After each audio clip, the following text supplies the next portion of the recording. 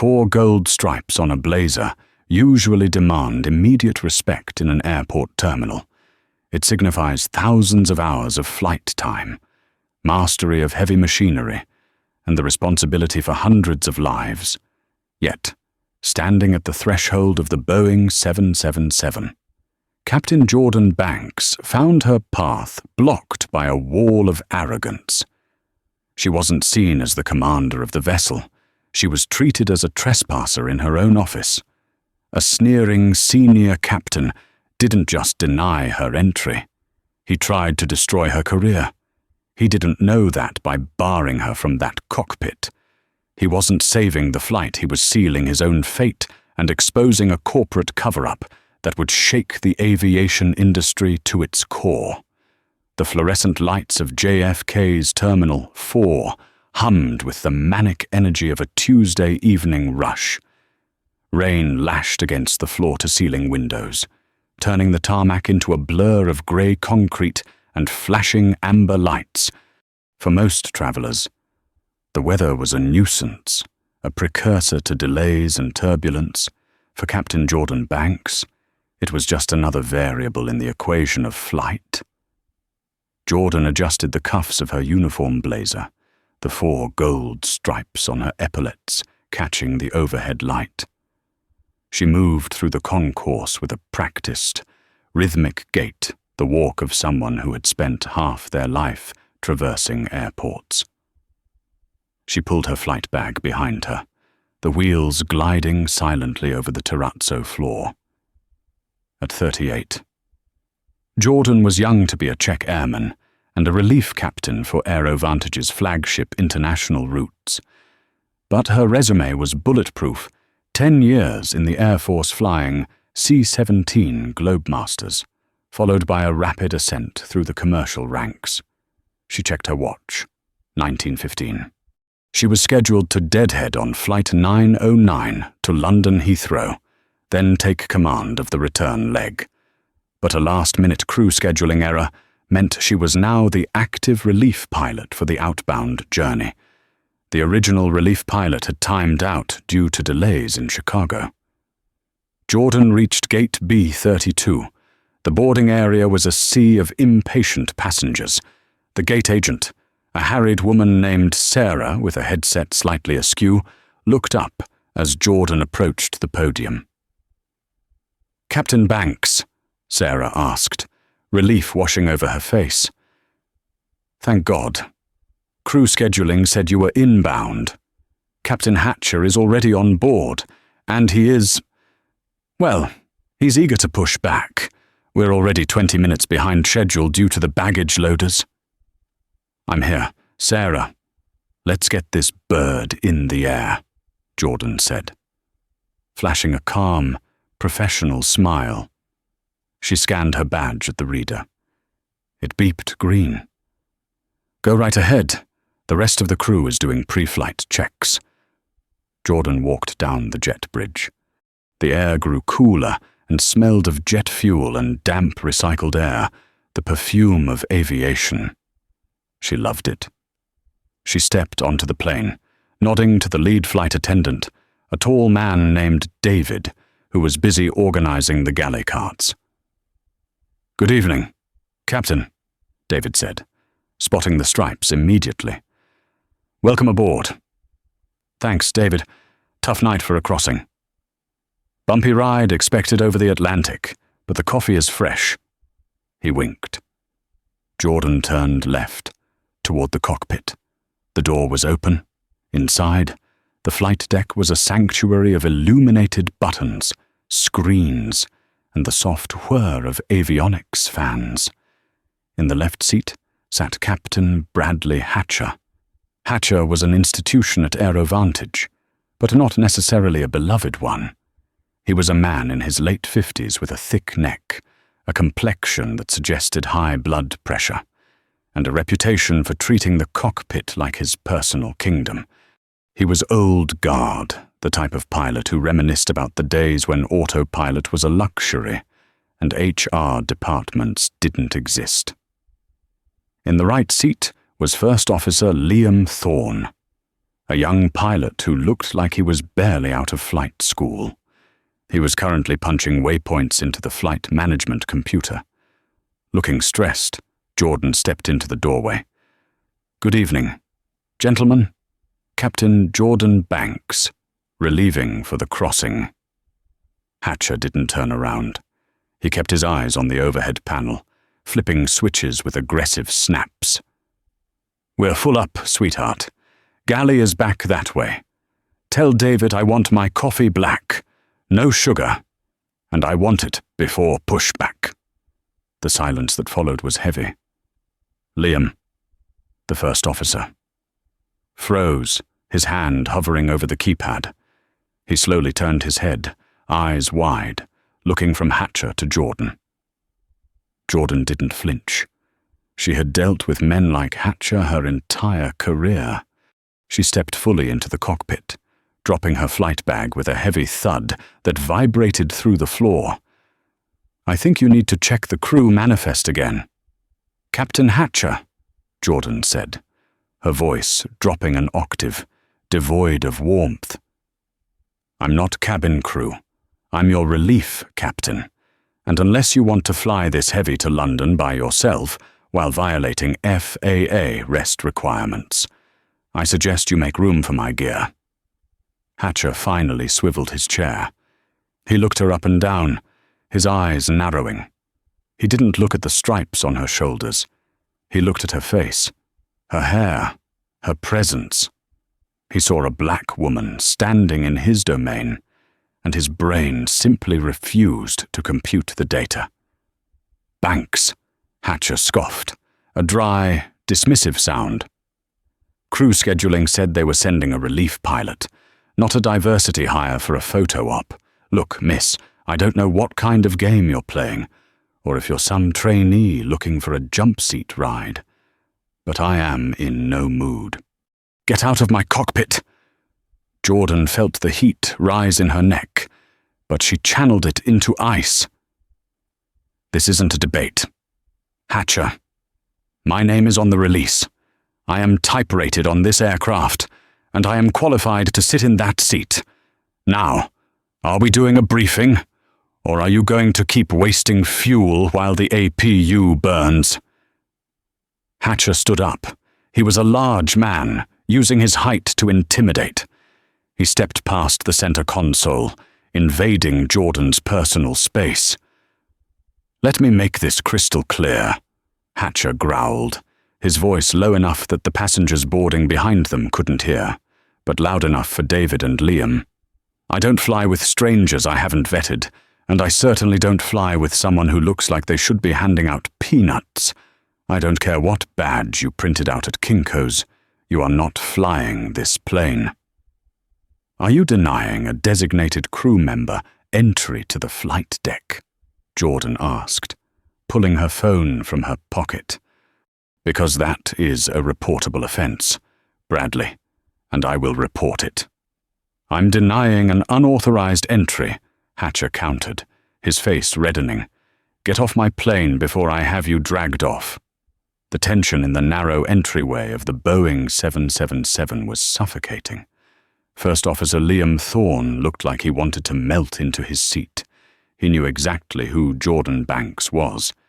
He had read an article about her landing a crippled cargo jet in a snowstorm 2 years prior. But he was on probation, and crossing Bradley Hatcher was career suicide.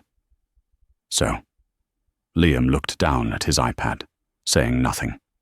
"You have 3 seconds to move," Hatcher said, pointing a thick finger toward the cabin door. "I have a duty to this flight," Jordan said, holding her ground. She unlocked her phone and brought up the crew scheduling app, turning the screen toward him. "Read it. Banks, J. Captain, employee ID 49221. Hatcher slapped the phone out of her hand. It wasn't a hard strike, but it was enough to knock the device to the carpeted floor of the cockpit. The sound was sickeningly loud in the small space. "I said get out!" Hatcher shouted. This time, the passengers heard. Heads turned in the first-class cabin. A businessman in 2A lowered his newspaper. A mother in 3B stopped settling her child. David, the lead flight attendant, stepped forward, his face pale. "Captain Hatcher, please, we have passengers boarding." "Call the gate agent," Hatcher barked at David, ignoring Jordan, "and call airport security. I have an unruly individual refusing to deplane. I want her removed." "Now." Jordan bent down and retrieved her phone. The screen wasn't cracked, but the line had been crossed. This was no longer a professional dispute. This was assault, however minor, and a gross violation of authority. But Jordan knew the optics. An angry black woman shouting at a white captain in a uniform would not play well on the evening news, regardless of who was right. She had to remain the professional. "You don't need to call security," Jordan said softly. "I'll step onto the jet bridge. But Bradley, you are making a mistake that you cannot undo." "Go!" Hatcher pointed to the door. Jordan turned and walked out of the cockpit. As she entered the cabin, she saw the sea of faces staring at her. 50 pairs of eyes judging her.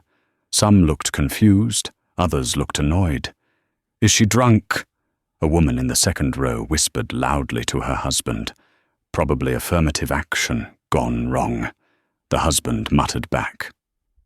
Not quietly enough. Jordan's stomach twisted. She gripped the handle of her flight bag until her knuckles turned white. She walked past them, head held high, though she felt the burning shame of being ejected from the job she had earned through blood, sweat, and thousands of perfect landings. She stepped back onto the jet bridge. Sarah, the gate agent, came running down the slope, looking terrified. 2 Port Authority police officers were jogging behind her, their radios crackling. "What is happening?" Sarah asked, breathless. Captain Hatcher called down, saying there's a security breach. Jordan held up her hands, palms open. "There is no breach. Sarah, Hatcher is refusing to acknowledge my credentials. He assaulted me, slapped my phone from my hand, and ordered me off." The 2 officers, Officer Reynolds and Officer Tate, slowed down as they saw Jordan. They saw the 4 stripes. They saw the ID badge. They saw the calm demeanor. "Captain," Officer Reynolds asked, confused. "We got a call about an unruly passenger." "I'm the relief pilot," Jordan stated flatly. "Captain Hatcher has locked me out." At that moment, Hatcher stuck his head out of the plane door. "Officers, remove her. She's disrupting my pre-flight. I want her trespass notice filed immediately. We are departing in 10 minutes. "Sir," Officer Reynolds started, "this is a pilot." "She is not my pilot," Hatcher yelled, spittle flying. "If she's not off this jet bridge in 2 minutes, I'm clearing the entire plane and we'll do a full security sweep. Do you want to be responsible for cancelling a transatlantic flight?" "Officer." It was a power play. Hatcher knew the airline management would prioritize getting the plane in the air over sorting out a personnel dispute on the ground. He was betting that the system would bend to his will because he was the captain, the white male authority figure, and the clock was ticking. Officer Reynolds looked at Jordan apologetically. "Ma'am?" "Captain?" "Look. If he's the pilot in command, he has the final say on who is on his aircraft. It's maritime law, basically. We can't force him to take you. We have to ask you to return to the terminal so they can sort this out there." Jordan looked at Hatcher, who was smirking triumphantly in the doorway.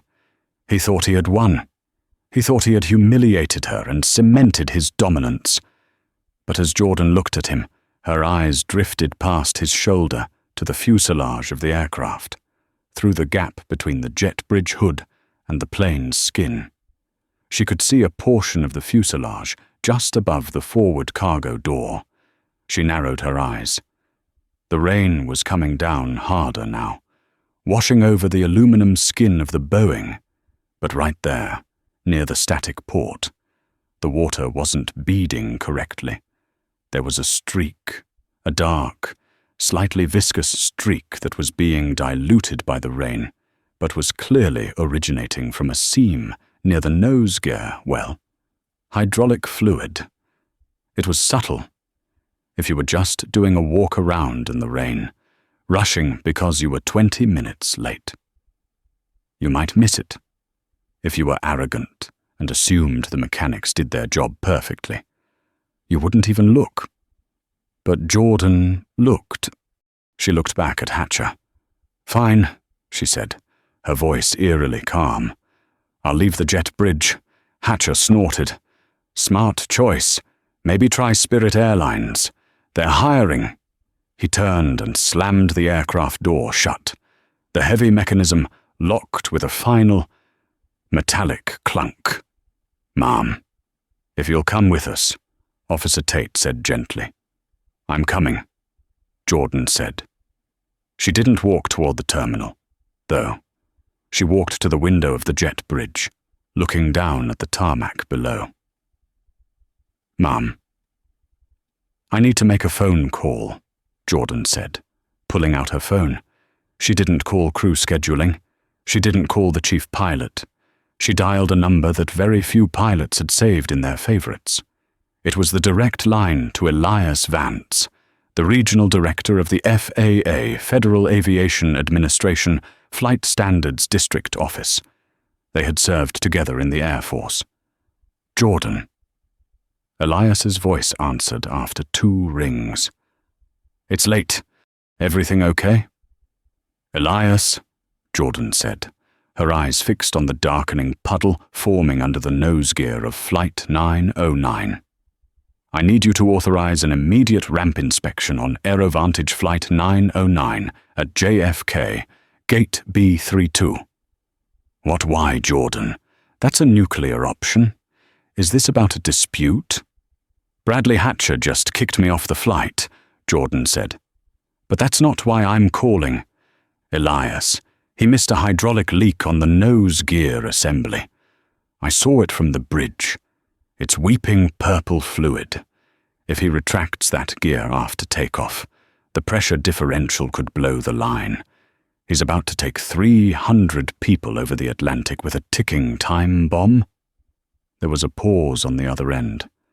The seriousness of the accusation hung in the air.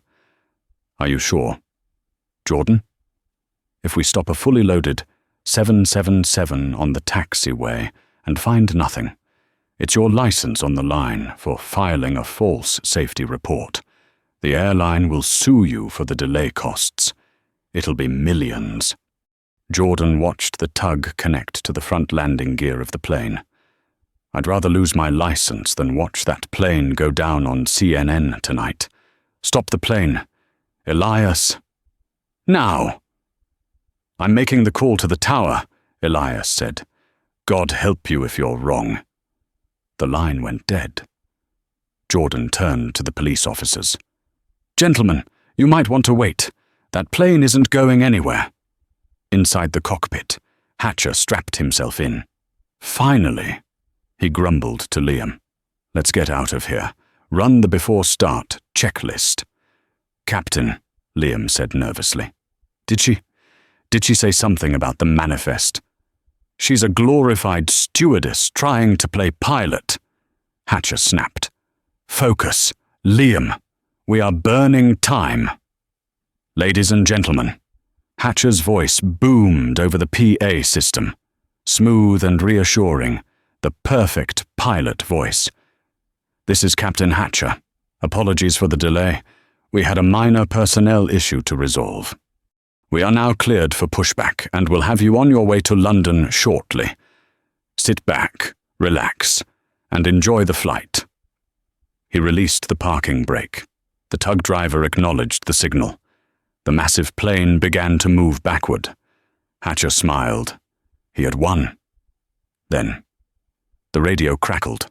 Not the ground control frequency, but the emergency guard frequency, cutting through everything. "AeroVantage 909. This is JFK Tower. Hold position immediately. Do not..." "I repeat, Do not start engines. Hatcher frowned, grabbing the mic. Tower, this is 909. We have pushback clearance. What is the problem? 909. We have a federal stop order on your aircraft. You are ordered to hold position. Ground units are en route to your aircraft. Shut down APU and prepare for boarding by federal agents. Hatcher's face went from red to white. Federal agents? For what? He looked out the side window. Down on the tarmac, through the rain, he saw 3 black SUVs with flashing red and blue lights tearing across the apron, heading straight for his nose gear, and standing in the window of the jet bridge, watching it all with arms crossed, was Captain Jordan Banks. The silence inside the cockpit of Flight 909 was absolute, save for the hum of the cooling fans and the rhythmic thumping of rain against the windshield. Captain Bradley Hatcher sat frozen, his hand still gripping the thrust lever, his knuckles white. The command from the tower echoed in his mind. Federal stop order. "What did you do?" First Officer Liam Thorne whispered, his voice trembling. He wasn't asking Hatcher, he was asking the universe. He stared out the side window at the flashing red and blue lights reflecting off the wet tarmac. "That's not airport security, Captain. That's the Department of Transportation. That's the feds." "Shut up, Liam," Hatcher snapped, though the venom in his voice lacked its usual bite. He was scrambling, his mind racing through the checklist of his sins. Had he missed a recertification? Was this about the overtime dispute? Tondo system. But federal agents didn't storm a tarmac for payroll issues. This was operational. "Tower, 909. Hatcher keyed the mic, his voice tight. "We are shutting down engines. But I want it on record, Dirkut, that this is an unauthorized interference with a commercial flight. We are losing our slot time. 909, save it for the inspector. Do not leave the flight deck until instructed," the controller replied, their tone clipped and unsympathetic. Below them, on the rain-slicked concrete, the scene was chaotic, yet precise.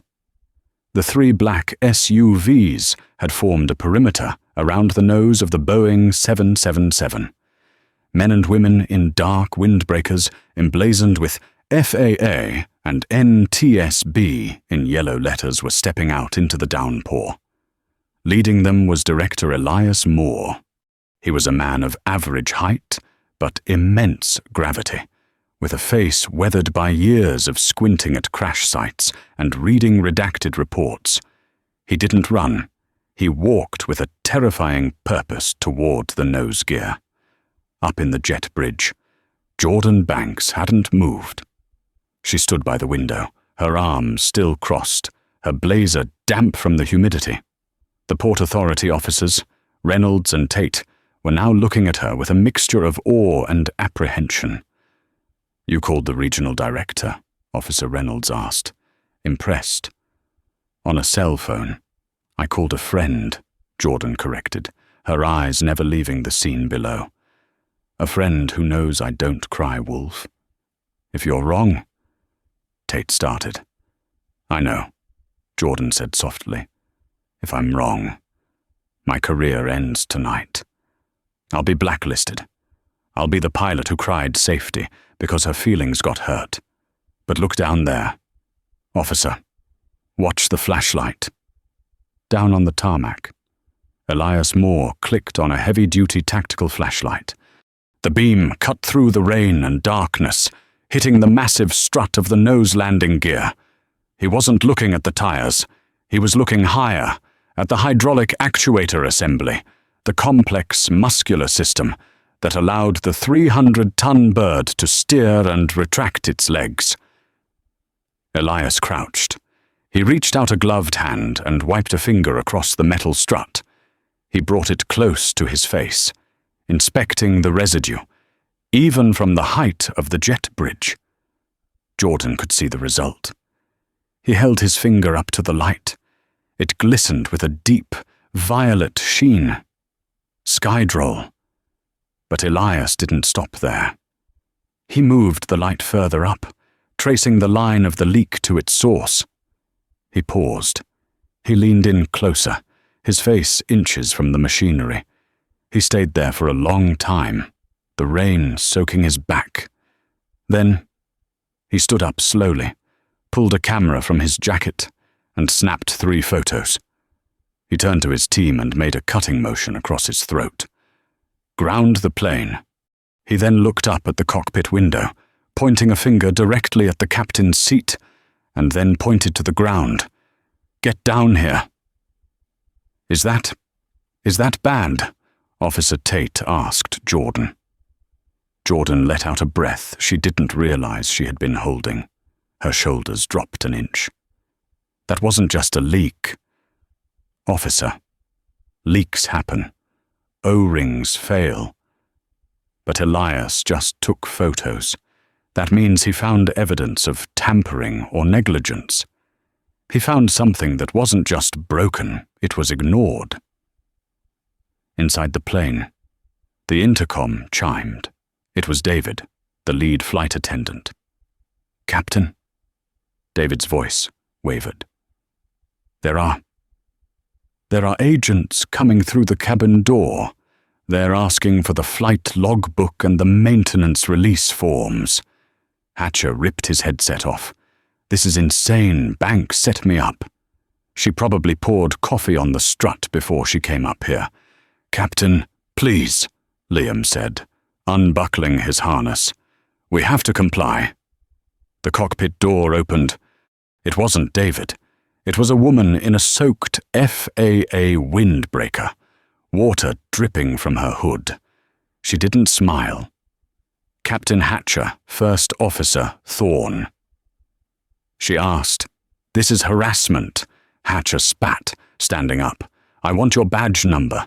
I want your supervisor." "My supervisor is under the plane, inspecting the hydraulic line you signed off on 20 minutes ago," the agent said calmly. "I need both of you to gather your personal effects and vacate the flight deck immediately. This aircraft is now a crime scene." "Crime scene," Hatcher laughed, a high, incredulous sound. "It's a mechanical issue, at worst. Not when the maintenance log shows the leak was identified in Chicago 2 days ago and deferred without proper authorization, and then signed off as fixed by a pilot who didn't even step out of the cockpit to check it tonight." The agent countered. "That's falsification of federal documents. Captain, now move." The walk of shame was excruciating. Hatcher grabbed his jacket and hat, his face a mask of fury. He stormed out of the cockpit, pushing past the agent. The first-class cabin was silent. Every passenger was watching. They had seen the lights, the police, the delay. Now they saw their captain being evicted. Hatcher kept his eyes forward, refusing to acknowledge the confusion and fear in the eyes of the people who had trusted him with their lives. He marched down the aisle, into the galley, and out toward the jet bridge. He burst through the aircraft door, expecting to see a maintenance crew he could scream at. Instead, he saw Jordan Banks. She was leaning against the wall of the jet bridge, looking calm, composed, and utterly vindicated. The 2 police officers stood behind her like a Praetorian guard. Hatcher stopped. The realization hit him like a physical blow. She hadn't left. She had watched the whole thing. "You," Hatcher snarled, stepping toward her. "You did this. You called them. You petty, vindictive little—" "Stop," Jordan said. She didn't shout. She didn't raise her hands. She simply spoke with the authority of someone who knows they are holding all the aces. "I saved your life, Bradley, and the lives of everyone on that plane. You were about to take off with a compromised nose gear. If you had retracted that gear at 200 knots, the pressure would have blown the actuator. You would have lost steering, maybe even the ability to lower the gear again. You would have been belly landing at Heathrow if you made it that far. You don't know what you're talking about, Hatcher yelled, his composure shattering. You're a diversity hire. You think because you flew some cargo crates for the military, you know heavy commercial iron. I have more time taxiing than you have flying. And yet, Jordan said, pointing out the window, you missed the purple puddle. Behind Hatcher, Elias Moore came up the stairs from the tarmac, shaking the rain off his jacket. He looked grim. Bradley Hatcher? Elias asked. Who wants to know? Hatcher shot back. Director Elias Moore, FAA, he said, flashing his badge. We need to talk. Not here. In the terminal. Officer Reynolds, please escort the captain to the airport police station. Police station? Hatcher paled. Am I under arrest? Not yet, Elias said. But you're certainly grounded. Hand over your ATP certificate and your airport ID. Hatcher stared at him. You can't do this. I'm a senior captain. Hand them over, Elias said, his voice hard as steel. Or I'll have the officers take them. With a trembling hand, Hatcher reached into his pocket, pulled out his wallet, and surrendered his license, the plastic card that defined his entire existence, his status, his ego. His life was gone. Elias turned to Jordan. His expression softened. Captain Banks, good eye. How bad is it, Elias? Jordan asked. Elias sighed, wiping rain from his forehead. It's bad. Jordan.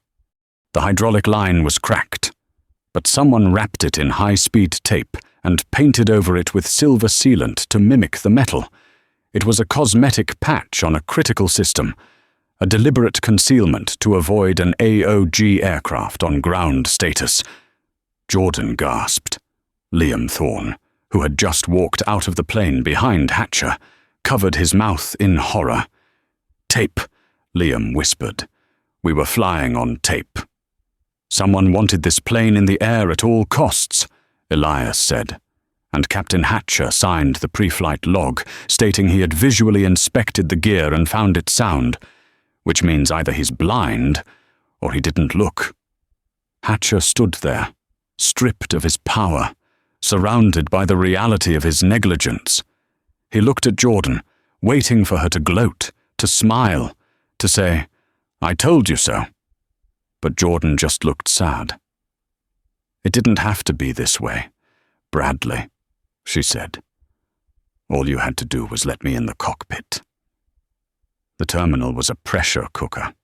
News of the federal raid on Flight 909 had spread through the gate area like wildfire. Passengers were huddled in groups, phones out, recording everything. The sight of Captain Hatcher being escorted away by police officers, minus his credentials, was already being live-streamed on TikTok and Instagram. But the real drama was unfolding in the VIP lounge, which had been commandeered by AeroVantage management as a makeshift crisis center. Jordan sat in a plush leather chair, a cup of lukewarm water in front of her. Across from her sat Gerald Fitzroy, the station manager for JFK. He was a man whose primary skill was making problems disappear, usually with vouchers and NDAs. He was sweating profusely. Captain Banks, Fitzroy began, loosening his tie. This is a regrettable situation, obviously. Safety is our #1 priority. Is it? Jordan asked, arching an eyebrow. Because I just watched the FAA peel duct tape off a hydraulic line. Fitzroy winced. We don't know the facts yet. It could be a manufacturing defect, a misunderstanding. It was a cover-up. Gerald, Jordan said. And Hatcher was either part of it or too lazy to catch it. He treated the pre-flight like a formality. Look, Fitzroy leaned in, his voice dropping to a conspiratorial whisper. Hatcher he's old school. He's difficult. We know that. but he's 2 years from retirement. If this blows up, it destroys the airline's reputation. We're in merger talks with British Airways. A scandal like this, pilot negligence, racially motivated lockout, it could tank the stock. Jordan stared at him. Are you asking me to lie? No. No, heavens, no. Fitzroy waved his hands. I'm asking you to contextualize. We can frame this as a mechanical discrepancy, discovered by the crew that's you and Hatcher working together. We say you caught it during a routine check. Hatcher retires early, quietly, for medical reasons. You get a commendation, a fast track to chief pilot of the 787 fleet. We keep the FAA happy, we pay the fine, and we move on. It was a seductive offer. The chief pilot position was a career pinnacle. It meant more money, more prestige, and the power to change the culture from the top. All she had to do was let Hatcher keep a shred of his dignity and save the airline from a PR nightmare. And what about the way he treated me? Jordan asked. What about him throwing me off the plane because I'm a black woman? Do we contextualize that too? He was stressed, Fitzroy pleaded. He didn't mean it. Jordan stood up. She walked to the window of the lounge, looking out at the darkened airfield. She thought about the young black girls who messaged her on Instagram, asking if they could really be pilots. She thought about her father, a mechanic who taught her that integrity is what you do when no one is watching. If she took the deal, she won. She got the promotion. Hatcher went away. But the truth would be buried. The culture that allowed Hatcher to exist, the culture that let a senior captain skip safety checks because he felt untouchable, would remain. No, Jordan said, turning back to Fitzroy. Excuse me. I won't sign your statement. I won't co-sign a lie. Hatcher didn't catch the leak. I did. He kicked me off the plane. He assaulted me. And he tried to fly a death trap because his ego was bigger than his checklist. I'm filing my full report with the FAA, the union, and HR, exactly as it happened. Fitzroy's face hardened. The friendly negotiator vanished. Captain Banks, you are a relief pilot. You are replaceable. If you go to war with the airline, you will find yourself flying cargo to Anchorage for the rest of your career. We can make you difficult to work with. We can bury you in paperwork. You can try, Jordan said, picking up her flight bag. But I think you're forgetting something. Gerald. What's that? The passengers. At that exact moment, a shout erupted from the main concourse. Jordan and Fitzroy turned to look through the glass walls of the lounge. In the waiting area, a chaotic scene was unfolding. Hatcher had apparently been released from the initial police questioning and was waiting for a union rep. But he hadn't stayed in the private office. He had stormed out into the gate area, likely trying to find a bar or an exit, and had been cornered by angry passengers demanding answers about their cancelled flight. And Hatcher, drowning in adrenaline and humiliation, had snapped. Jordan opened the lounge door and stepped out onto the balcony overlooking the gate. Below, Hatcher was shouting at a young man holding a phone, a passenger named Marcus Hill, a popular travel vlogger. "Get that camera out of my face," Hatcher screamed, his voice cracking.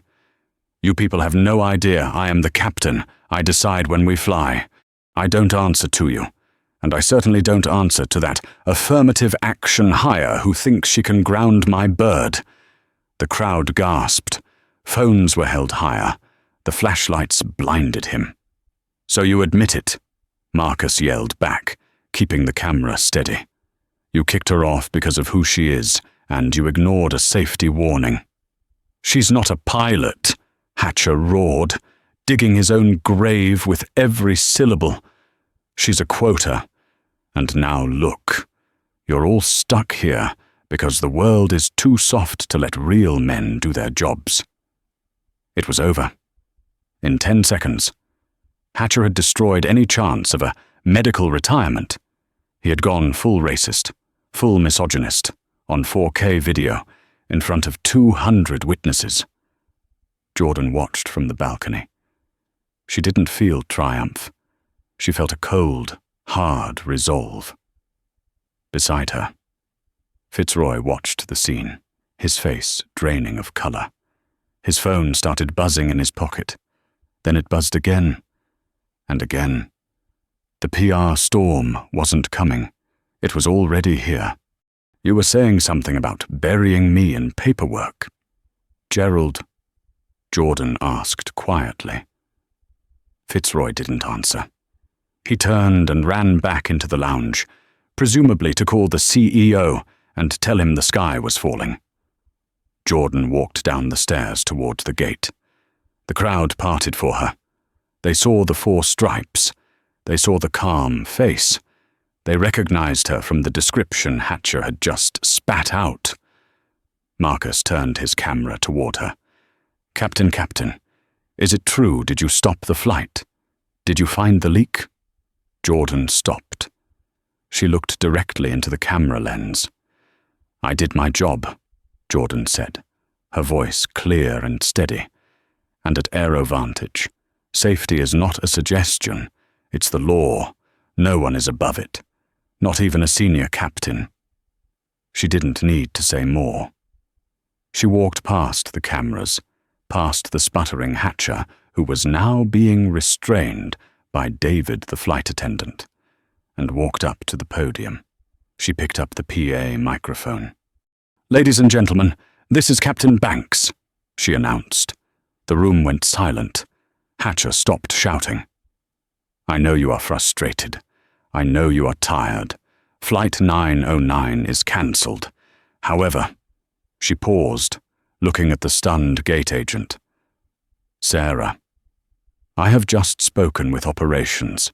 There is a spare 777 at gate A4 arriving from Dubai in 1 hour.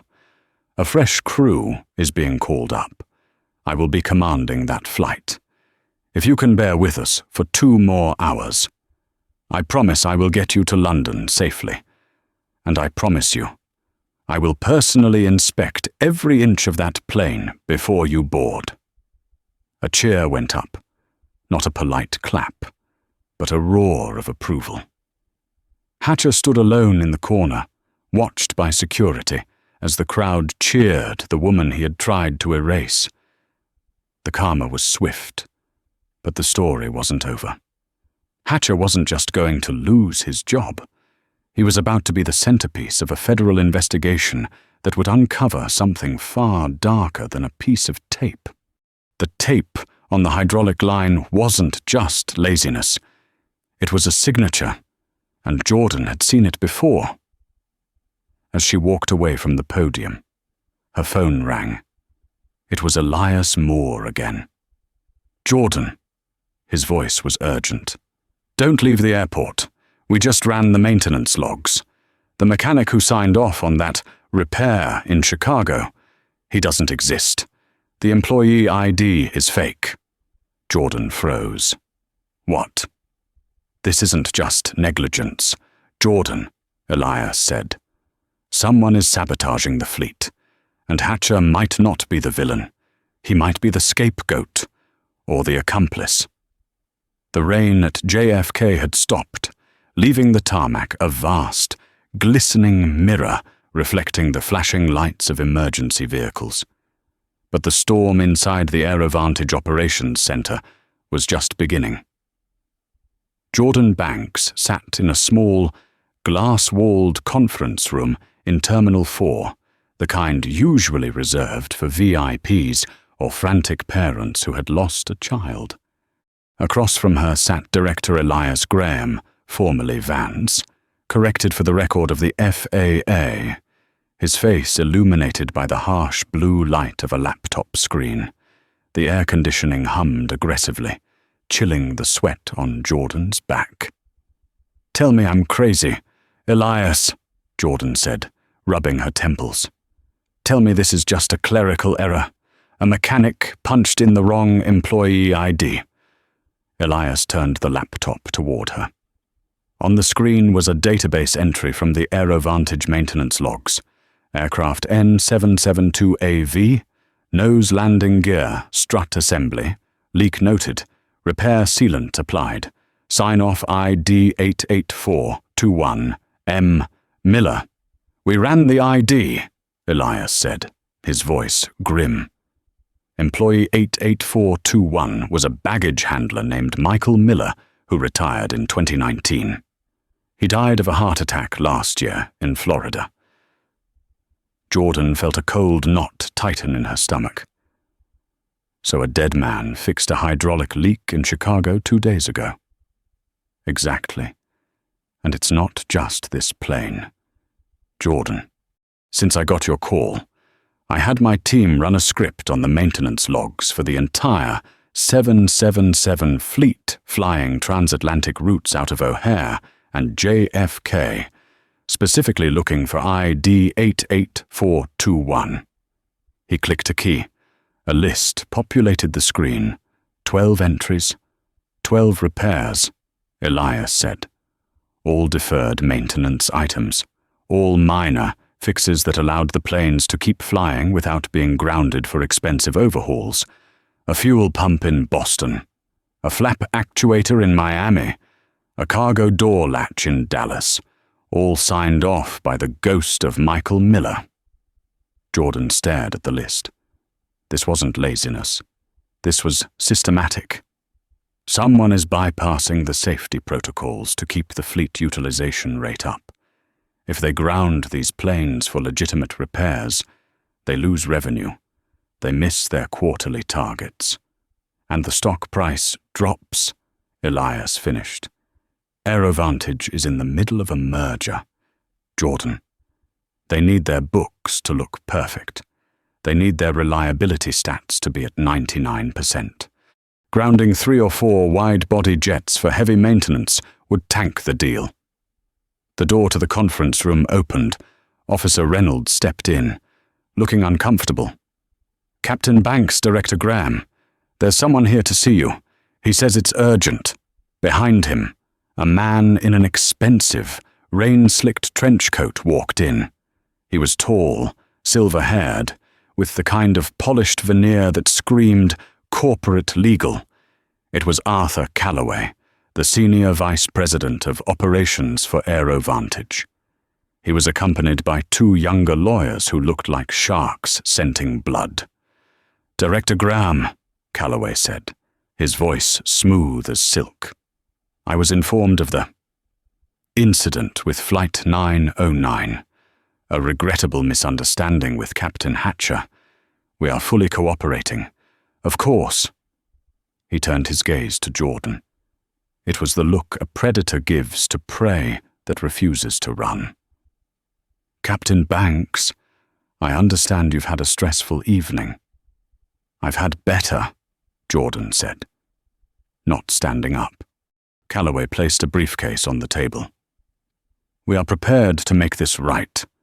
The airline acknowledges that Captain Hatcher's behavior was unacceptable. He has been suspended pending an investigation. As for you, Jordan, we are impressed by your vigilance. We want to offer you a settlement for the emotional distress. He slid a thick envelope across the table. A settlement, Jordan asked. And a promotion, Calloway added. Chief pilot for the European sector. Based in London. Housing allowance. Significant raise. Effective immediately. All we need is for you to sign a standard non-disclosure agreement regarding the specifics of the maintenance discrepancy. We'll handle the FAA reporting internally. Jordan looked at the envelope. It was heavy. It probably contained a check with enough zeros to pay off her mortgage and buy a vacation home. She looked at Elias. He remained stone-faced, waiting to see what she would do. You want me to sign an NDA about a ghost mechanic? Jordan asked quietly. Calloway's smile faltered for a fraction of a second. I beg your pardon. Employee 88421, Jordan said. Michael Miller, the dead man who fixed the nose gear. You know about him, don't you? Arthur. The room went dead silent. The two lawyers shifted uncomfortably.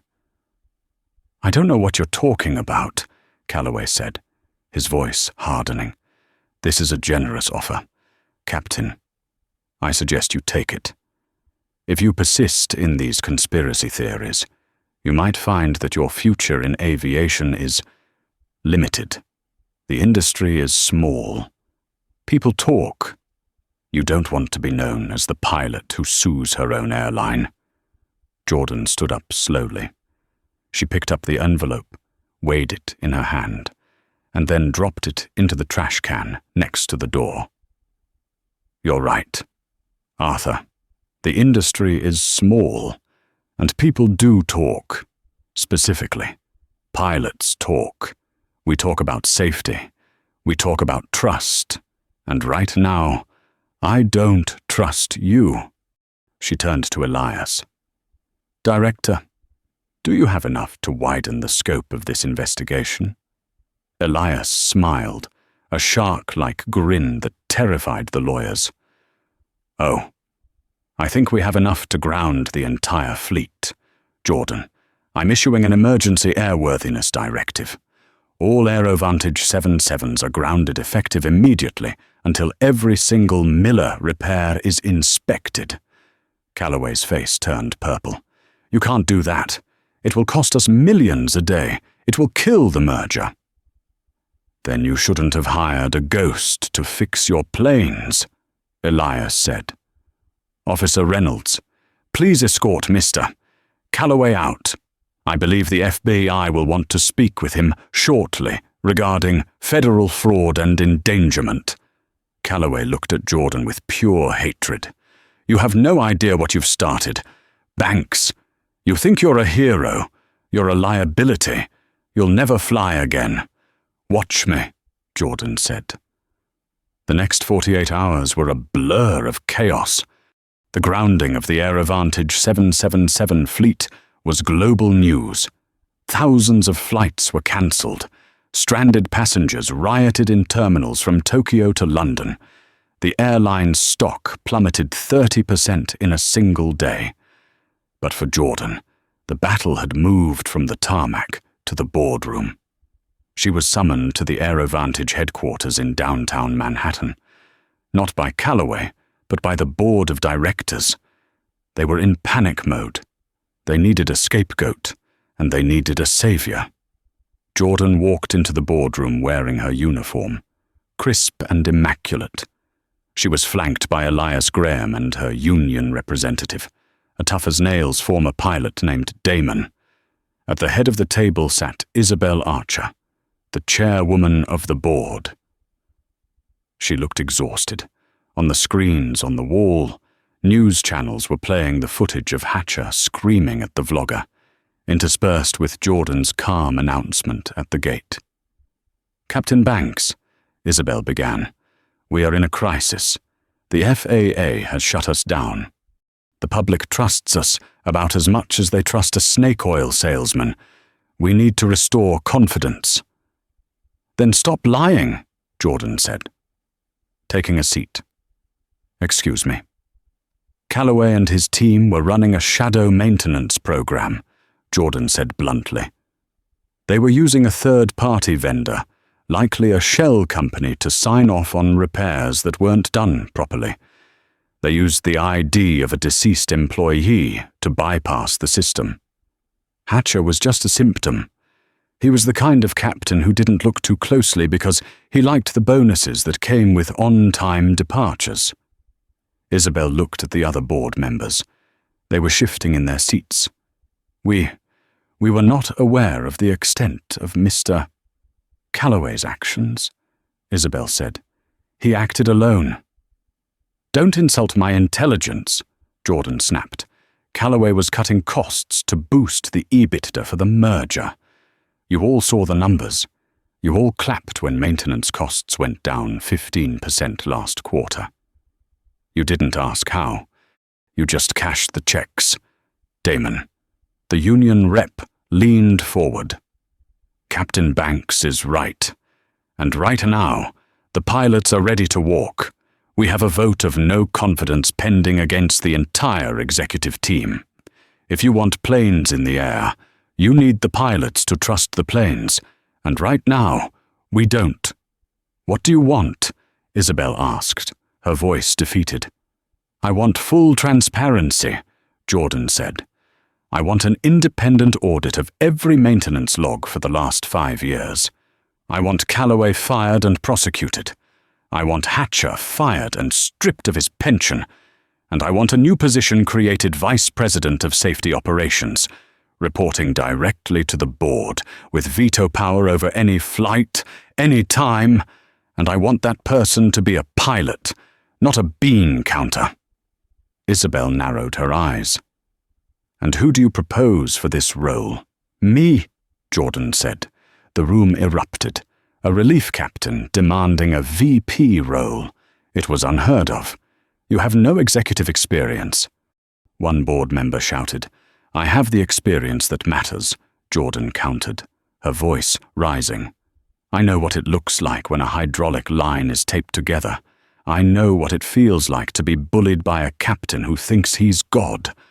And I know that if you don't do this, if you don't show the world that you are putting a whistleblower in charge, this airline is dead, the merger is dead, and you will all be testifying before Congress next week. The door opened.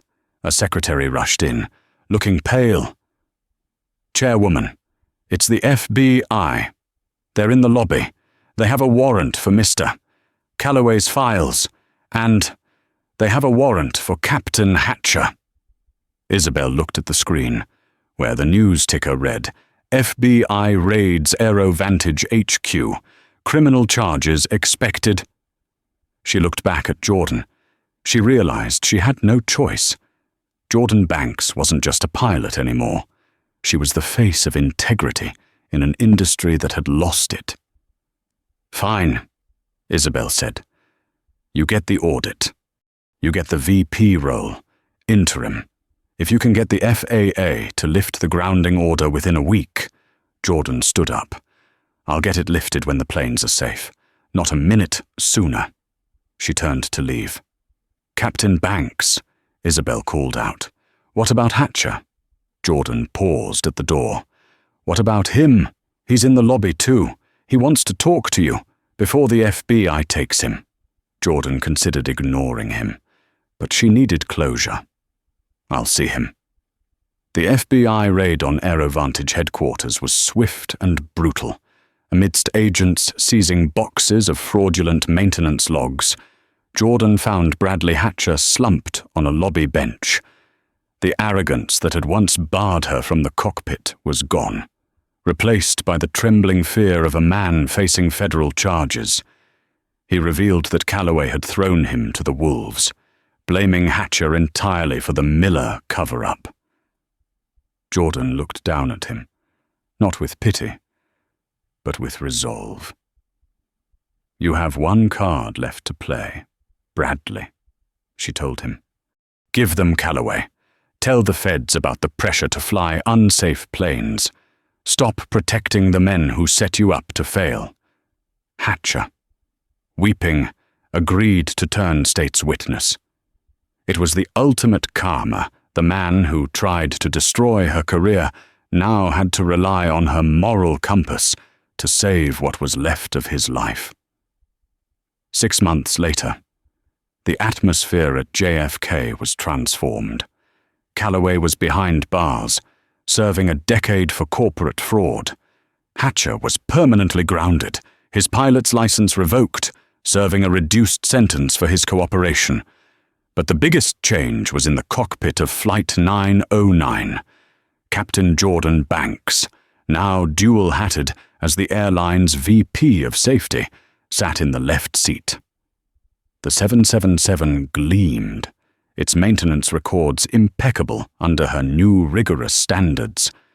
Beside her was Liam Thorne, the first officer who had finally found his courage. As Jordan pushed the thrust levers forward, the engines roared a sound not just of power, but of trust restored. She had grounded the fleet to save the soul of the airline. As the wheels lifted off the runway, soaring past the very spot where she was once denied entry, Jordan smiled. She wasn't just a relief pilot anymore. She was the commander who proved that in the sky, character is the only currency that keeps you airborne. And that is the story of how one woman's refusal to back down saved hundreds of lives and brought down a corrupt corporate empire. Captain Jordan Banks proved that true authority doesn't come from a uniform or a title. It comes from integrity, competence, and the courage to do what is right, even when the world is screaming at you to stop. Bradley Hatcher learned the hard way that arrogance is a heavy burden that eventually grounds you.